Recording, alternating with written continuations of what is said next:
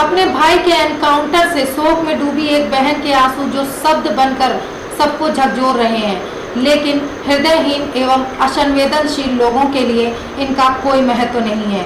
देखिए विकास सिंह की खास रिपोर्ट। आपने पहले ही अंदेशा जताया था, क्या कहना चाहती हैं? सर, हम यही कहना चाहते हैं कि पुलिस की वर्दी दी गई है तो उसका गलत फायदा न उठाएं। जिसके ऊपर 36 केस है उसका भी इनकाउंटर करवा देते, जिसके ऊपर एक केस है बेगुनाह उनका भी इनकाउंटर करवा दिए हैं ये लोग।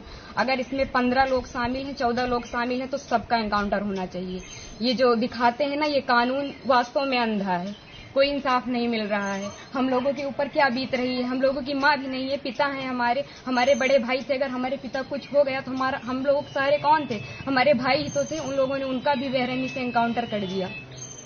हम यही चाहते हैं कि सबका एनकाउंटर हो, इंसाफ मिले।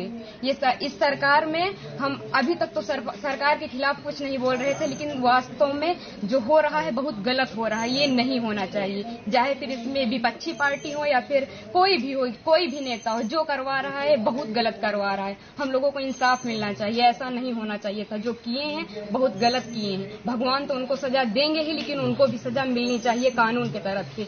अगर कोई गुनाह करता है तो उसकी सजा कोर्ट देता है, ना कि पुलिस ऐसे एनकाउंटर कर देगा।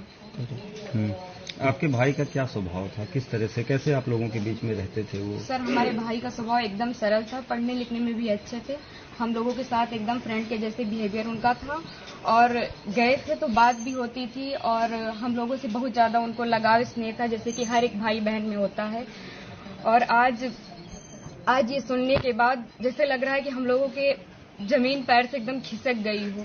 जो कानून ने किया उनको ऐसा नहीं करना चाहिए। अगर वो मिल गए थे, झूठी दिखा रहे हैं कि फायरिंग हुई, मुठभेड़ हुआ। अगर कोई छिप रहा है डर की कि हमारा एनकाउंटर ना हो जाए, तो ये झूठा अफवाह क्यों फैला रहे हैं कि फायरिंग हुई, मुठभेड़ हुआ? कुछ नहीं हुआ। उसमें फिर पुलिस को भी मरना चाहिए था ना, पुलिस का एनकाउंटर क्यों नहीं हुआ? आखिरी बार कब आए थे आपके भाई? आखिरी बार 3 जून को आए थे, 4 जून को उनका टिकट था, वापस चले गए थे सूरत, वहीं रहते थे। तो क्या एक साजिश तहत आपके भाई की हत्या हुई, एसटीएफ ने कराया? और इसमें जो विपिन सिंह है और जो विनय शुक्ला हैं, वो हमारे घर पे आए थे, 3-4 बार आए थे, और हमारे भाई पढ़ाई करते थे। अभी तक हम ये सब बयान नहीं करना चाहते थे, लेकिन अब हम एकदम सच्चाई बता रहे हैं।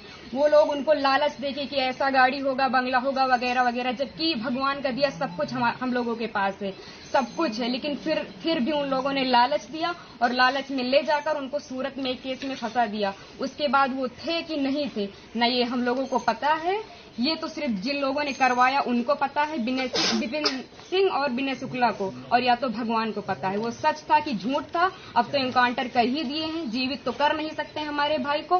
बस हम ये चाहते हैं कि जिन्होंने एनकाउंटर किया उनके ऊपर केस होना चाहिए, कि अगर कोई गुनाह होता है तो उसकी सजा कोर्ट देगा, ना कि एसटीएफ वाले या फिर पुलिस वाले। बस हम यही चाहते हैं। ठीक।